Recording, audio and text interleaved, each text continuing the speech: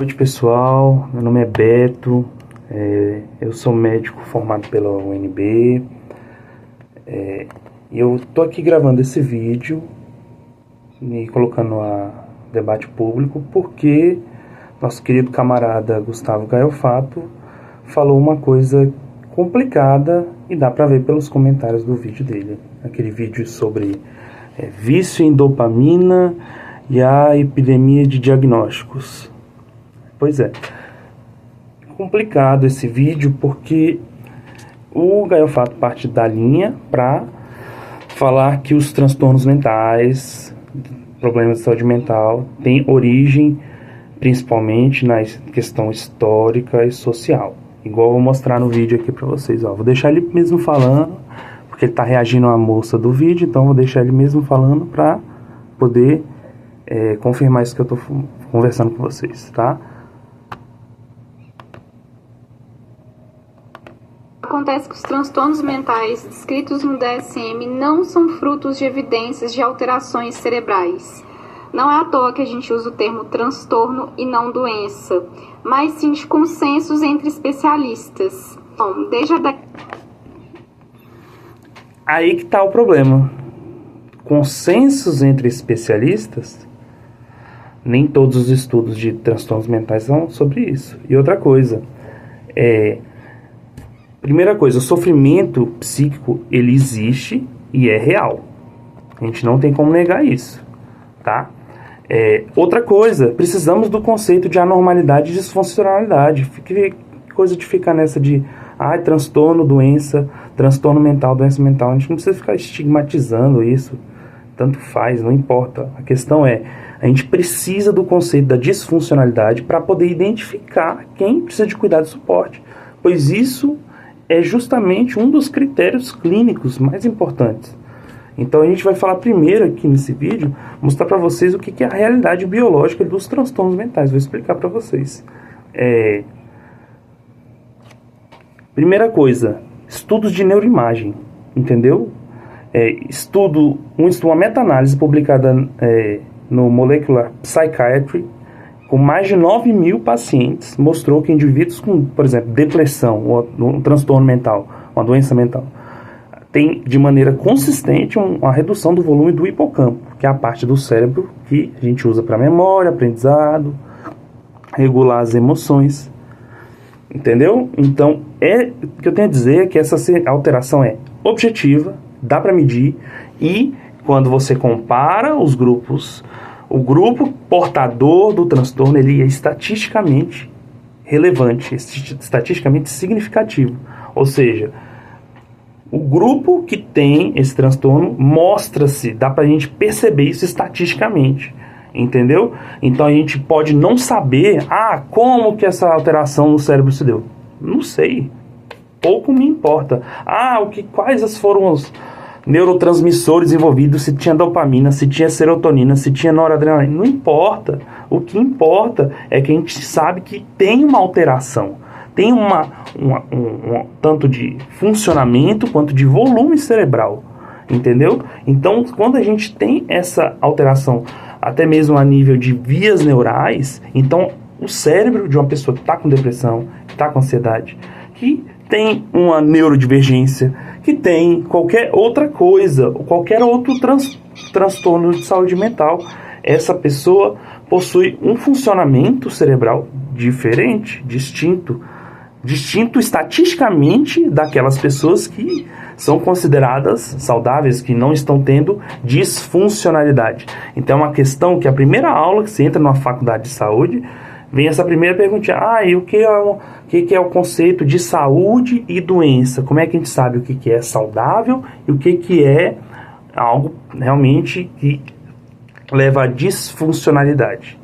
Entendeu? Uma coisa que está realmente provocando alterações biológicas que levam a grupos de pessoas que possuem esse transtorno representados de maneira estatisticamente significativa. O DSM é o quê? É o Manual Estatístico dos Transtornos Mentais. Como que você vai falar que isso é consenso de especialistas, sendo que é um manual estatístico? Claro que várias definições, às vezes um conceito, uma definição, isso vai se acabar sendo um consenso de especialista, entendeu? Mas você pode ver que os critérios diagnósticos, todos eles são estatisticamente significativos. Então aquilo ali não dá para negar. Então se a pessoa está com aquele critério diagnóstico dentro de um contexto clínico adequado, a gente pode fechar o diagnóstico. Ou seja, a gente quem? Os médicos, entendeu? O psiquiatra, entendeu? Pessoas envolvidas na área. Então, temos que confirmar. Tem uma diferença clara, objetiva, visível no cérebro de uma pessoa que tem transtorno mental. Isso é uma realidade científica sólida, não é uma construção discursiva, não é uma coisa que os psiquiatras eles estão debatendo lá, firulitando. Não é isso, entendeu? Por isso que a clínica psiquiátrica é essencial. A clínica, o paciente lá, paciente, médico, conversando, trocando experiência, principalmente o médico que sabe, conhece o transtorno, conhece o funcionamento, sabe conversar com a pessoa, identificar. Então, o diagnóstico não é só rotular uma pessoa com transtorno, é uma ferramenta médica, é uma ferramenta que garante a gente falar assim, ó, essa pessoa precisa desses cuidados. Quais são os cuidados que a gente precisa dar para a pessoa manter o tratamento dela? Entendeu? Quais são os remédios que a gente tem que dar? Suporte clínico, suporte social. Por exemplo, os pessoal que tem TEA, né? Muitos têm direito ao BPC-LOAS, por exemplo. Outra coisa, se você faz o diagnóstico correto, você oferece para a pessoa que tem o transtorno dignidade e proteção. Entendeu? A pessoa lá, com o diagnóstico, ela finalmente vai ter tratamento, vai ter suporte, vai finalmente conseguir viver a vida num mínimo de funcionalidade, coisa que ela já não tinha antes. Antes a vida dela era uma bagunça, aí depois que ela começa o tratamento, a vida começa a andar, entra nos trilhos, entendeu? Então, quando a gente faz o diagnóstico, a gente tem que sempre lembrar da tríade, a tríade de análise de transtornos mentais. Primeiro, análise biológica fundamental. Segundo, análise psicológica fundamental também. E a gente não pode esquecer também da análise social, entendeu? Por isso que a gente tem que tomar cuidado ao conversar sobre essas coisas, entendeu? Não só falar que é um consenso de especialistas. Não, isso aí não é bem verdade, é uma meia verdade, entendeu? Porque na verdade, se você pegar o DSM, é um manual estatístico, entendeu? Depois dessa moça, ela traz um termo lá, uma palavra nova ali, é despatologização. Pesquisei aí, parece que é um termo que ele já vinha sendo utilizado principalmente no passado, mais no antigo, lá no passado, quando realmente tinham questões históricas, culturais e sociais que faziam os psiquiatras categorizarem homossexuais como um transtorno mental, entendeu? E isso mudou ao longo da evolução do DSM, pois ao longo com o movimento antimanicomial, com todos os movimentos para buscar uma melhor forma de categorizar, de realmente obter ciência dentro da psiquiatria, isso mudou bastante de lá para cá, entendeu? Então, quando a gente pega essa despatologização, uma coisa que talvez tenha sido interessante no passado, hoje em dia pode ser um exagero. Pode estar indo longe demais. Porque a gente está tentando libertar a pessoa de um estigma negativo, só que no meio dessa tentativa, o que a gente faz? Invalidar um diagnóstico psiquiátrico, como se ele fosse opressivo ou uma coisa inválida. Isso é muito complicado. Por que você acha que tem um monte de gente lá reclamando no vídeo? Está se sentindo invalidado, porque ele está basicamente falando que os diagnósticos não têm validade. Como assim? Então, muitas vezes, às vezes até buscando liberdade, respeito, é normal a pessoa negar a existência de um transtorno. Tipo, a gente não pode ter essa questão de negar a existência, a gente não pode negar a existência desses transtornos, entendeu? Mesmo que alguns grupos tentem negar a existência, porque como se fosse tipo um preconceito, um moralismo médico, mas não é. Porque é perigoso você enfiar a cara na despatologização, porque, primeira coisa, patologia nem é sinônimo de doença na medicina. Patologia é uma área muito específica da medicina, que envolve outras coisas, que não tem nada a ver com... Tem a ver, mas não é exatamente isso. Mas só que esse movimento de despatologização, ou seja, de tentar,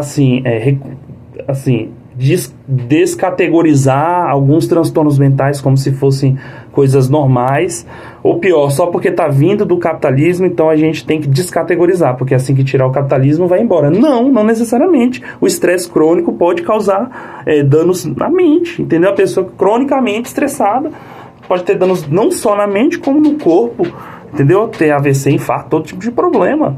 Então é muito complicado. Outra coisa que eu queria falar é que, por exemplo, a pessoa... Imagina se a gente muda os critérios e agora várias pessoas que elas estavam sendo tratadas com antidepressivos, por conta de uma mudança de critério, a gente para de tratar um monte de gente. Se essa mudança de critérios não for validada na realidade, pode ter uma consequência muito grave depois, entendeu? Claro que quando tem um rótulo indevido, diagnóstico inadequado, por exemplo, na década de 80, confundir a AIDS com câncer gay, tá ligado? As paradas bem bizarras. Aí sim, a gente tem que questionar, entendeu? Por exemplo. Mas também a gente tem que reconhecer quando o sofrimento é real e tem que ser tratado como real. A alteração cerebral é real. Às vezes pode não ser em nível estrutural, mas pode ser em nível neuroquímico, pode ser em nível de via neuronal mais fortalecida. Então, não é tão simples assim, a gente tem que tomar cuidado.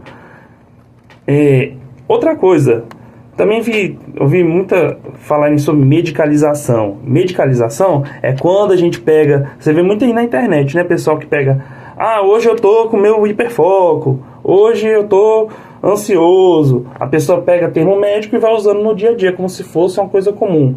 Ou a pessoa, por exemplo, às vezes acontece, né?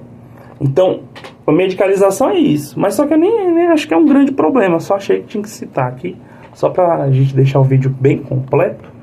E para finalizar o nosso vídeo, gostaria de trazer que a gente lembrar sempre que o Foucault, ele realizou a história da loucura, fez a crítica justa à psiquiatria manicomial antiga. A gente sabe, tem problemas históricos, se você pegar aqueles Barbacena, toda aquela história maluca ali, você realmente vai perceber que tinham problemas na psiquiatria, né? Não tem como a gente colocar isso debaixo dos panos, entendeu? Mas só que a gente tem que lembrar que a psiquiatria do passado, a psiquiatria contemporânea hoje tem outros problemas, uma nova ordem de problemas, entendeu? Hoje em dia, o movimento antimanicomial mudou a psiquiatria de um jeito que nunca foi desse jeito. Então a psiquiatria está muito diferente do que as pessoas imaginam no passado. O cuidado é multiprofissional, é integrado, é ético, baseado em evidência científica, é integrado, ou seja, você dá remédio, dá terapia, dá abordagem social, faz conversas com assistente social, tenta fazer reinserção na sociedade, se a pessoa não tem capacidade, não consegue trabalhar, uma pessoa esquizofrênica, entendeu? Agora, ficar insistindo que a psiquiatria atual ainda é instrumento de poder, alguma coisa nesse tipo, é ignorar todas essas mudanças concretas, entendeu? Por isso que a gente tem que ter uma visão mais equilibrada e realista, sabe? A gente tem que reconhecer que existe doença mental, existe transtorno mental. As bases biológicas estão comprovadas pela ciência. A gente não sabe qual que é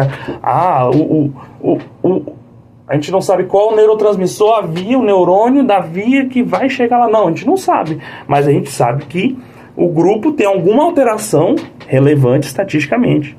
Então, o método clínico, ele é uma maneira de diagnosticar, investigar e tratar doenças. E já reconhecido, entendeu?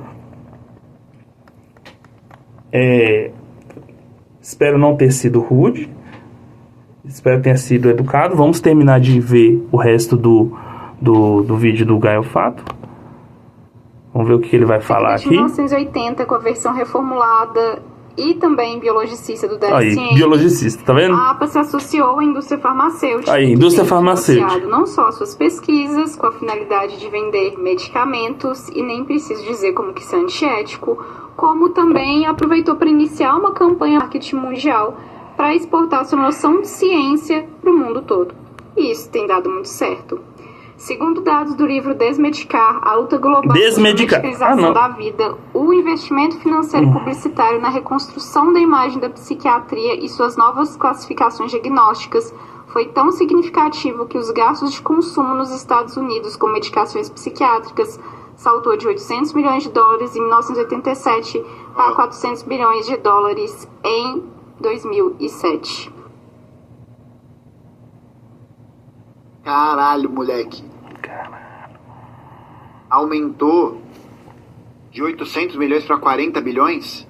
Aumentou mais de 10 vezes, mais de 20, mais de 30, mais de 40. Mano, praticamente 50 vezes. Aumentou 50 vezes. E é isso, né? É a epidemia de diagnóstico. Epidemia de diagnóstico. Porque é achar que o diagnóstico vai resolver todos os problemas. Tá vendo? Achar que o diagnóstico vai resolver todos os problemas. Às vezes resolve, cara. Às vezes resolve. Tem gente que tá lutando para ter o diagnóstico, para finalmente conseguir tratar, conseguir pegar o remédio pelo governo, para conseguir fazer alguma coisa. O que a gente tem que falar não é epidemia de diagnóstico, é epidemia de saúde mental. Cara, é o capitalismo, cara. Onde que você é marxista? Você fala que, não sei o quê, o capitalismo tá fazendo um monte de problemas na saúde mental. Não, o capitalismo tá fazendo os médicos fazer um complô do mal que vão fazer todas as pessoas adoecerem. Cara, não é isso que tá acontecendo. O que tá acontecendo, cara, é o capitalismo, velho. O capitalismo, as pessoas não têm o que comer, a pessoa não tem trabalho, não tem seguridade social. A pessoa, o cara não consegue nem... O cara trabalha na escala 10/1. O cara passa 10 dias trabalhando, 1 dia de descanso. Como é que você tem saúde mental desse jeito, cara? Então, por isso que saúde mental é sobre materialidade. E outra coisa, o capitalismo, ele causa problemas de saúde mental. E não significa que depois que esses problemas de saúde mental forem causados pelo capitalismo, não significa que esses problemas de saúde mental, na hora que a gente tirar o capitalismo, mudar o sistema produtivo, mudei tudo, não significa que esses problemas de saúde vão diminuir, vão desaparecer. Então, por isso que o seu vídeo foi problemático, Garfato. Então, toma cuidado. Tipo, restringe só a história, tá ligado? Se for falar de uma coisa dessa, chama alguém que sabe do assunto, chama um médico, chama um psicólogo pra puxar. Não só reage um vídeo aleatório de uma pessoa que você viu no Instagram sem nem ver nada. Vê, estuda antes, dá uma lidinha, pô. Só isso. Entendeu? E aí, camarada, bora lá, pô. Entendeu? E pra quem vê esse vídeo, só comentar aí, fiquem à vontade, deem like no vídeo, se inscrevam. É meu primeiro vídeo aí, tamo junto.